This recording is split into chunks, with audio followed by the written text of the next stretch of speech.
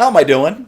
I don't know what you thought of former New York City Mayor Ed Koch, but one of the reasons he stayed so popular among New Yorkers is every day he would just ask random residents, random constituents, how am I doing? He was getting a job performance rating every single day from gosh knows how many constituents over the course of his term. And it's a great question I think we need to ask ourselves as a country, because it's so easy to get caught up in the day-to-day BS of the news cycle, the he said, she said, the horse race stuff, all of the screaming and shouting that in the end I don't think really matters all that much. And I'm guilty of this myself. I tend to go after those headline stories. So let's turn all of those aside for at least the next, 8 to 12 minutes.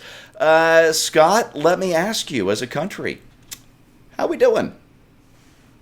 I tend to take such questions personally. I don't think I have the ability to evaluate such a broad scope of things, and I think there's something about American individualism that pulls it down to the personal level. And so when you said that, I'm thinking, well, how am I doing? Like, am I living up to what I could be as a citizen of this country? Am I living out, as I have a little catchphrase I use that says, live the freedom. Am I living the freedom as fully as I should? Or am I acting in a cowardly manner and playing it safe? Or am I afraid to speak what is true in certain circumstances? Or am I a little too eager to speak what I think in other circumstances and humiliate other fellow citizens? And I think I would find myself guilty on all counts. I think the core of becoming a great country is to be a great person. And somewhere it's got to start. And if we think it's going to start with institutions, if we think it's going to start with politicians, if we think it's going to start with communication channels and social media networks, it's not. There's an old expression, if it is to be, it's up to me. And really, at some point, we need to look at ourselves and say, if this country isn't great, why am I doing that? Excellent answer. So, Bill, the same question goes right to you. How are we doing? Well, I agree with Scott. It's pretty much Scott's fault. I'll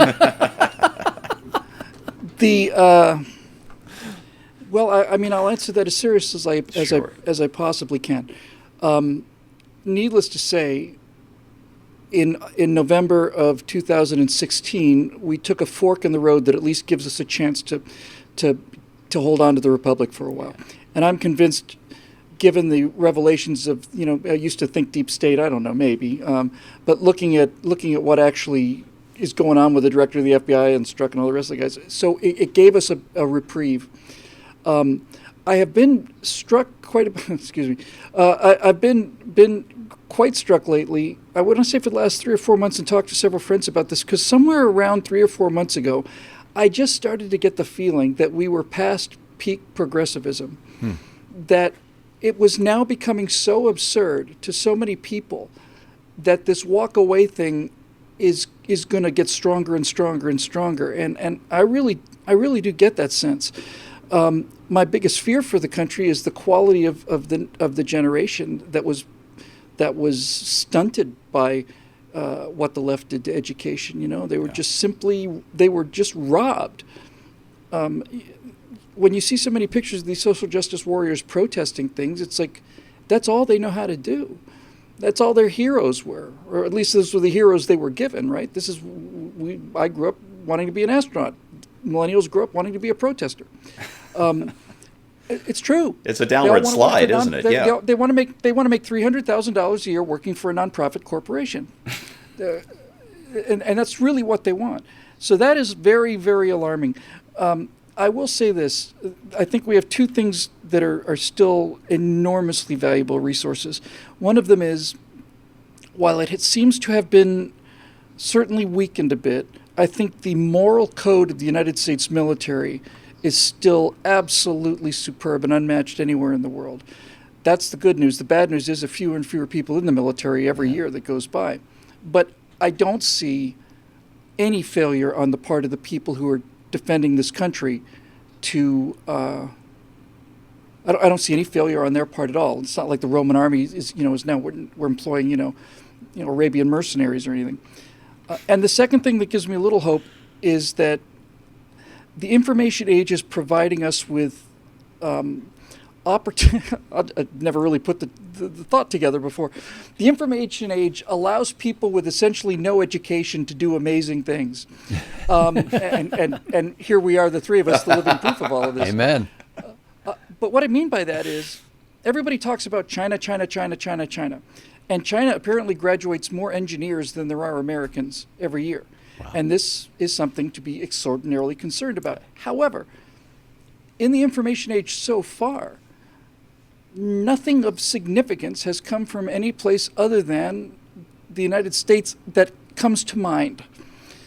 And what that is telling me is that it's no longer a question of having millions of educated, disciplined people, that the future of this country and its economy is going to be based on creativity. And you can't be very creative without an education, but the power of the Chinese economy, and everyone, the future belongs to China or Korea. Manufacturing is, it's yesterday's news. The future belongs to the information age, and all of the really interesting ideas are coming from America because of what we talked about in the episode, I guess it was our members-only episode, about how we're just a nation of people that has just from all over the world self-selected for risk-taking. And Chinese, as we saw with the Japanese as well, they're very, very rigidly enforced homogeneous society. And they're not encouraged to think independently. I'm sure it's changing somewhat, but there's an old Chinese proverb, that the nail that sticks up is the one that gets hammered, right? So I think with the economic growth and so on, let me just put it this way, Scott and Steve, I think there's some life in the old girl yet. Let's just put it that way. Indeed. I think we're doing pretty good.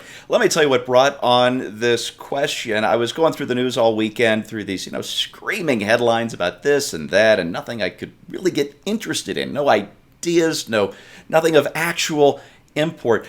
But what did strike me as important is I was driving to the store, and I'm going through my little suburban neighborhood, and I'm seeing kids playing. It's summer, kids should be outdoors playing, and they're riding bikes. Way cooler than any bikes I had as a kid or my neighbors had when they were kids, in houses that are much bigger and fancier than anybody's houses that I knew when I was a kid.